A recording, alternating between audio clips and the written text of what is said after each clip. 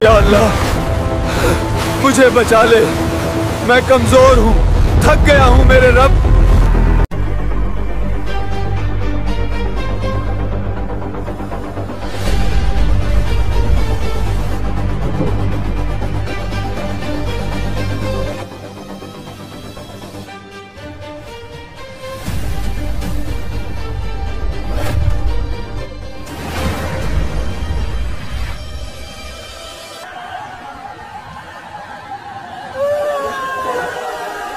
हमारे बुजुर्ग देवता, हमारी कुर्बानी कबूल फरमा, हम पर रहम करो, हमारी फसलों को बरकत दो।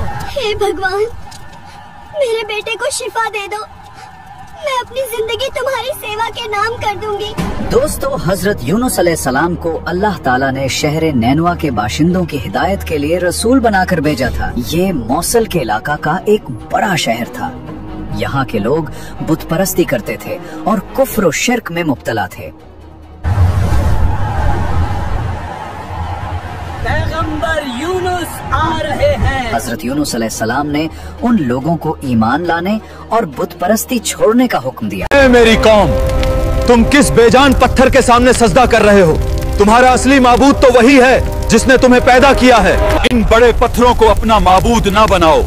ये न सुनते हैं, न देखते हैं और न ही तुम्हारी कोई मदद कर सकते हैं। लेकिन ये लोग दावत कबूल करने से इनकार और हजरत यूनुस अलैहिस्सलाम की तकजीब की राह पर ही गामजन रहे। ऐ यूनुस, क्या तुम हमें हमारे बाप दादाओं के धर्म से हटाना चाहते हो?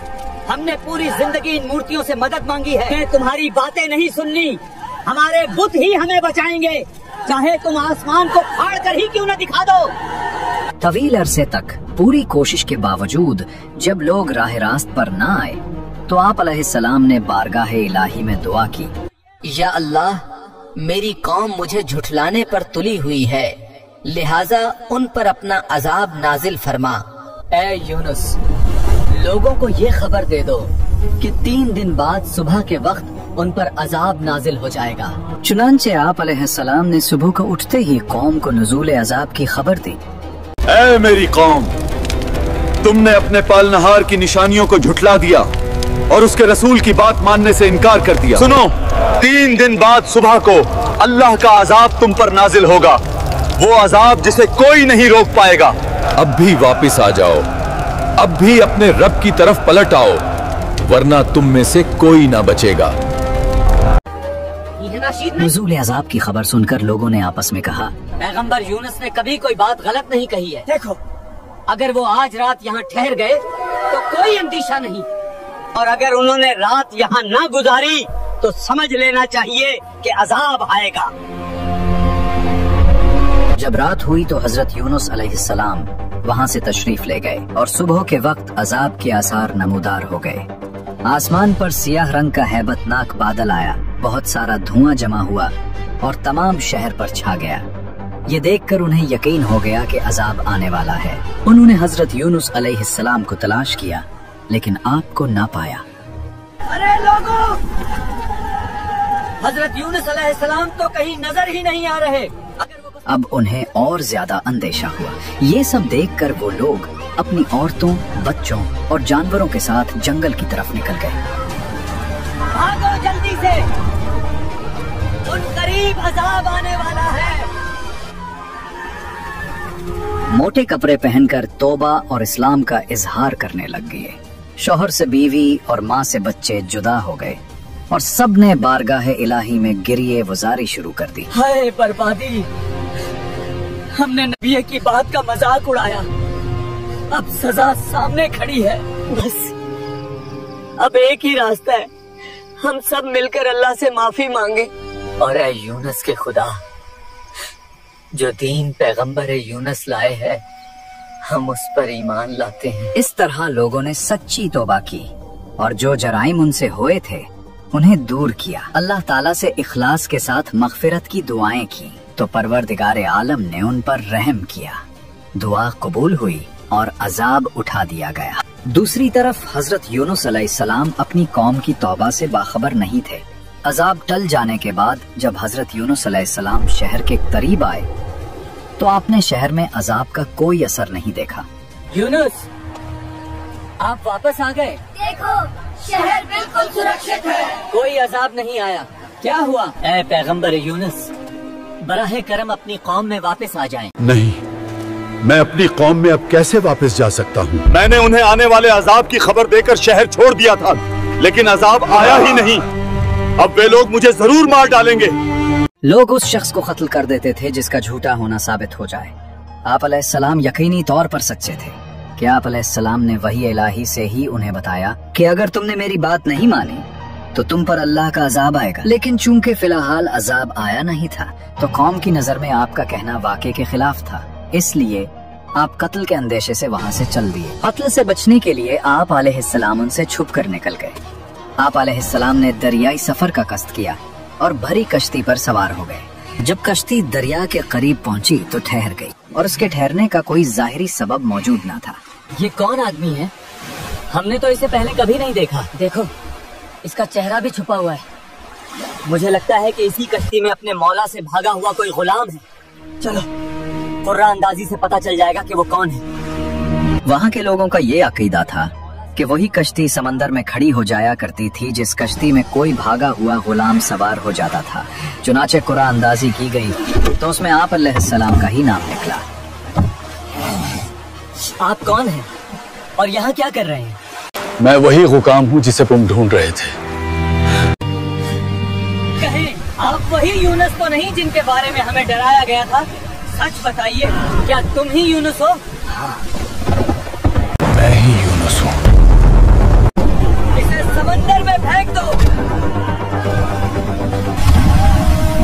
जब हजरत यूनुस अलैहिस्सलाम दरिया में डाल दिए गए तो उन्हें एक बड़ी मछली ने निगल लिया और उस वक्त आप अलैहिस्सलाम का हाल ये था कि आप खुद को इस बात पर मलामत कर रहे थे कि निकलने में जल्दी क्यों की और कौम से जुदा होने में अल्लाह ताला के हुक्म का इंतजार क्यों न किया।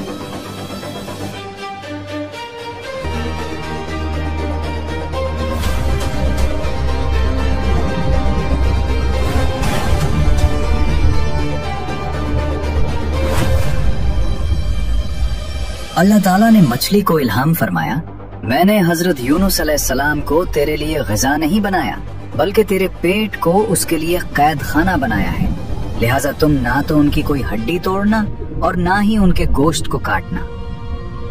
हजरत यूनुस अलैहिस्सलाम मछली के पेट में तशरीफ लाए तो उन्हें कई किस्म की तारीकियों का सामना हुआ, जैसे दरिया की तारीकी, रात की तारीकी और मछली के पेट की तारीकी। इन अंधेरों में हजरत यूनुस अलैहिस्सलाम ने अपने परवरदिगार से इस तरह दुआ की, ऐ मेरे रब, तेरे सिवा कोई माबूद नहीं और तू हर ऐब से पाक है।